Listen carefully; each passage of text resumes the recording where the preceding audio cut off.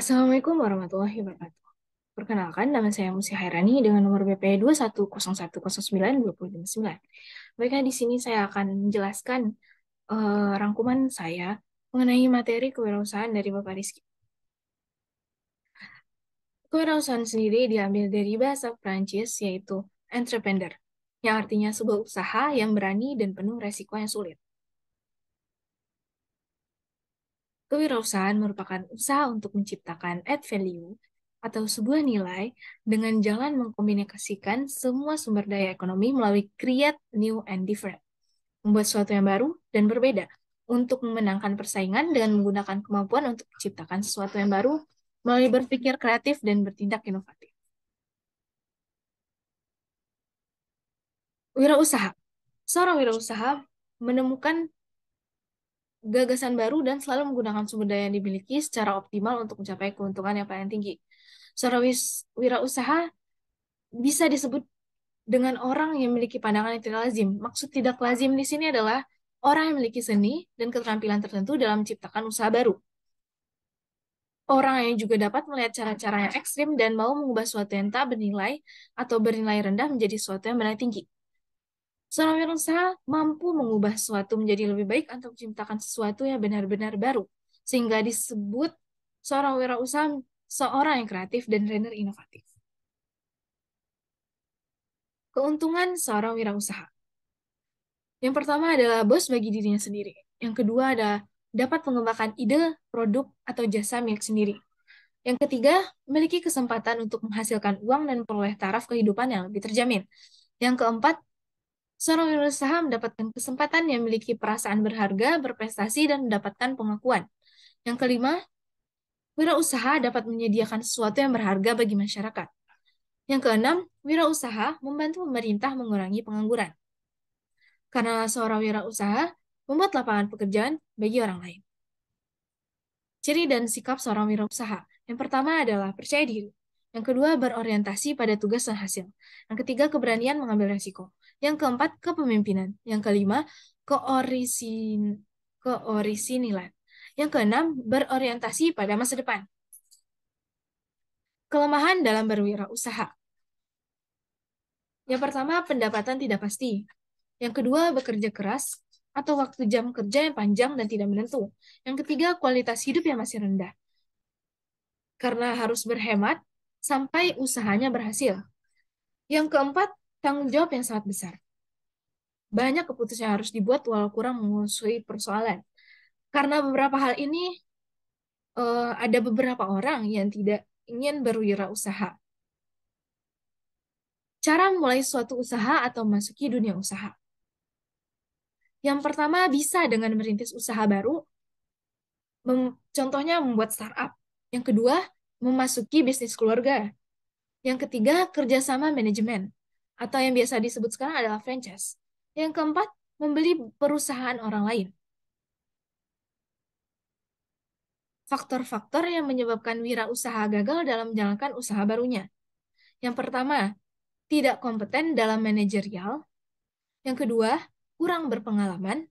Yang ketiga, kurang dapat mengendalikan keuangan. Yang keempat, gagal dalam perencanaan.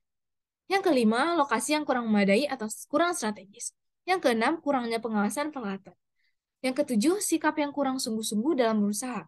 Jadi, kita harus bersungguh-sungguh dalam berwirausaha agar mengurangi resiko gagal dalam berwirausaha. Yang terakhir, ketidakmampuan dalam melakukan peralihan atau transisi kewirausahaan. Contohnya, tidak mengikuti zaman. Beberapa potensi yang membuat seorang mundur dari kewirausahaan. Yang pertama, pendapatan yang tidak menentu. Yang kedua, kerugian akibat hilangnya modal investasi. Yang ketiga, perlu kerja keras dan waktu yang lama. Yang keempat, kualitas kehidupan yang tetap rendah meskipun usahanya menetap. Apa sih manajemen kewirausahaan? Manajemen itu sebagai proses penentuan dan pencapaian tujuan-tujuan melalui pelaksanaan fungsi-fungsi dasar, planning, organizing, staffing, directing, dan controlling dalam penggunaan sumber-sumber tenaga kerja, modal, material, dan informasi. Jadi dalam manajemen kewirausahaan kita membutuhkan seorang manajer di mana manajer bertugas membuat keputusan yang sadar untuk menetapkan tujuan dan mencapai tujuan melalui orang lain dan bekerja sama baik dengan individu ataupun kelompok-kelompok. Tingkatan manajemen. Manajemen sendiri mempunyai tingkat-tingkatan. Yang pertama, manajemen puncak, yaitu CEO. Presiden yang membawahi vice president. Yang kedua, ada manajemen menengah, di bawah vice president tetapi di atas supervisor. Yang ketiga, ada manajemen tingkat bawah, yaitu supervisor. Fungsi dari manajemen sendiri yaitu untuk perencanaan, pengorganisasian, penentuan personalia atau staff, yang keempat, pengarahan kepemimpinan, yang kelima, pengendalian. Kunci untuk mendapatkan keberuntungan dalam berwirausaha. Yang pertama, melakukan sesuatu yang seharusnya, yang baik, dan pada saat yang tepat, waktunya tepat. Yang ketiga, dengan cara yang benar, melakukan dengan hal-hal yang benar, tidak dengan yang salah. Yang keempat, sukai apa yang Anda kerjakan dan kerjakan apa yang Anda sukai. Jadi kita harus mencintai apa yang kita lakukan. Napoleon pernah berkata, jangan beri kami jenderal-jenderal yang brilian, tapi beri kami jenderal-jenderal yang memiliki keberuntungan. Karena keberuntungan adalah pertemuan antara persiapan dengan kesempatan. Kesempatan yang dimaksud di sini adalah peluang. Digital marketing. Digital marketing dan e-commerce. Digital marketing atau e-commerce ini merupakan sebuah teknik pemasaran menggunakan internet atau sosial media sebagai sarana promosi dan juga menggunakan teknik search engine optimization (SEO) agar dengan mudah ditemukan di internet. Modal utama untuk meraih kesuksesan. Yang pertama, dari pola pikir yang mengarah pada sikap dan kemampuan untuk sukses. Yang kedua, memiliki kepribadian yang kuat untuk sukses. Ketiga, kecakapan dalam mengelola usaha.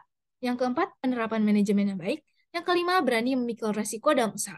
Yang keenam, perumusan tujuan usaha yang jelas. Yang ketujuh, pemahaman tentang hakikat dan makna berusaha. Manajemen pemasaran. Apa sih manajemen pemasaran itu? Jadi, manajemen pemasaran itu merupakan sebuah sistem total dari kegiatan bisnis yang dirancang untuk merencanakan, menentukan harga, mempromosikan, dan mendistribusikan barang-barang yang dapat memuaskan keinginan dan jasa, baik pada konsumen saat ini maupun konsumen potensial. Perilaku pasar terbagi menjadi dua, yaitu pertama, pasar individual, dan kedua, pasar organisasional. Pasar individual ini meliputi pribadi-pribadi yang melakukan pembelian barang digunakan untuk sendiri atau keluarganya. Pasar organisasional ini meliputi pembelian yang melakukan keputusan pembelian secara formal atau pembelian yang dijual kembali, meliputi para penjual, produsen, dan pemerintah, serta pasar internasional. Untuk mengambil keputusan, ada beberapa cara. Yang pertama, introspektif, yaitu melakukan pemahaman perilaku diri sendiri dalam proses pembelian barang tertentu untuk memahami perilaku pembelian bagi orang lain. Berarti itu dihasilkan atau diambil dari contoh yang dialami oleh diri sendiri.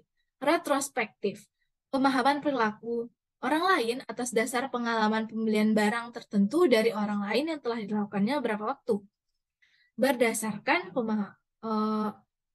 kejadian orang lain. Perspektif yaitu melakukan pemahaman terhadap langkah-langkah dalam proses pembelian barang tertentu dari seseorang yang akan melakukan pembeliannya nanti. Ini berhasil berdasarkan teori. Perspektif melakukan pemahaman terhadap langkah-langkah proses pembelian orang lain yang ideal yang harus dilakukan untuk melakukan pembelian barang tersebut. Terima kasih. Baiklah, sekian yang dapat saya sampaikan. Wassalamualaikum warahmatullahi wabarakatuh.